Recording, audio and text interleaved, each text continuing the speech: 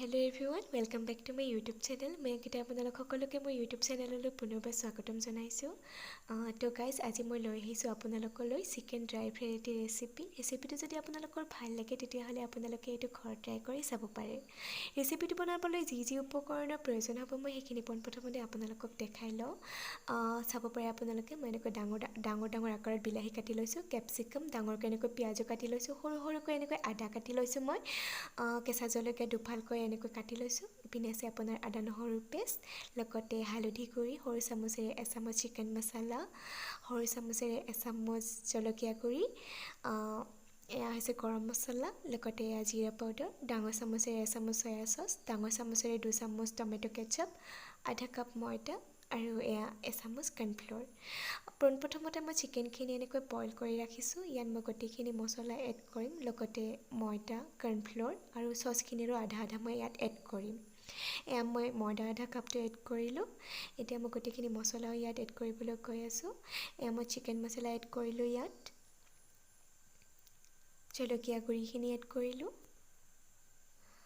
এয়া গৰম মছলা, হালধি গুড়ি, জিৰা পাউডাৰখিনিও এড কৰিলো, এয়া কৰ্ণফ্লোৰখিনিও মই ইয়াত একেলগে এড কৰি দিম। আপোনালোকে সোৱাদ অনুযায়ী ইয়াত নিমখো এড কৰি ল'ব। এয়া আদা নহৰুৰ পেষ্ট, সসখিনিৰো আধা মই ইয়াত এড কৰিম আৰু আধাখিনি মই যেতিয়া পিয়াজ, ক্যাপসিকাম আৰু বিলাহীখিনি ফ্ৰাই কৰি ল'ম তেতিয়া আধাখিনি মই তাত দি দিম। টমেটো সস যিহেতু মই 2 চামুচ লৈছিলোঁ তাৰ 1 চামুচ ইয়াত মই এড কৰিলোঁ। ঠিক তেনেদৰে এচামুচ সয়া সসৰ আধা চামুচ মই ইয়াত এড কৰিছোঁ। এতিয়া মই এইখিনি ভালদৰে মিক্স কৰি ল'ম।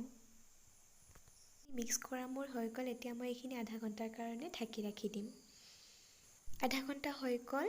মই কেৰাহীত তেল গৰম কৰি ৰাখিছোঁ। এতিয়া মই এইখিনি ফ্ৰাই কৰি ল'ম। তেল গৰম হৈ গৈছে, মই এতিয়া চিকেনখিনি ইয়াত দি ল'ম।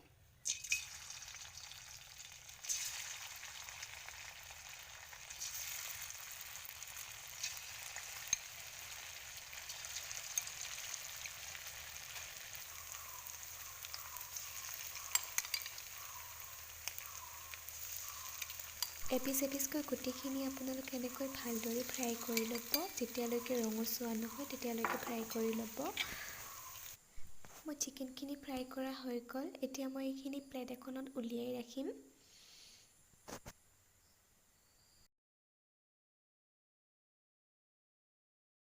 এতিয়া কেৰাহী এখনত নতুনকৈ তেল লৈ ইয়াত মই পিয়াজ, ক্যাপসিকাম,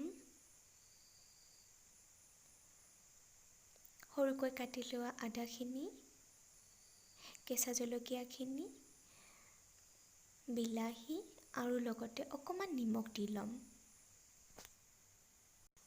এতিয়া মই ইয়াত বাকি থকা টমেটো কেচাপখিনি, লগতে যিখিনি সয়া সস আছিলে আমাৰ বাকি সেইখিনিও মই ইয়াত এড কৰি ল'ম আৰু এইখিনি এড কৰি উঠি মই পিয়াজখিনি ভালদৰে ভাজি ল'ম। আপোনালোকে এটা কথা মন কৰিব, ভেজিটেবলখিনি যাতে 100% ফ্ৰাই নকৰে, ইয়াৰ ক্ৰাঞ্চিনেছটো যাতে থাকি যায়। এতিয়া মই ইয়াত মাংসখিনি এড কৰিলোঁ। এনেকৈ আপোনালোকে 5 মিনিট সময় ভালদৰে লৰাই থাকিব মাংসখিনি। তাৰপিছত আমাৰ চিকেন ড্ৰাই ফ্ৰাই খাবলৈ ৰেডি হৈ যাব।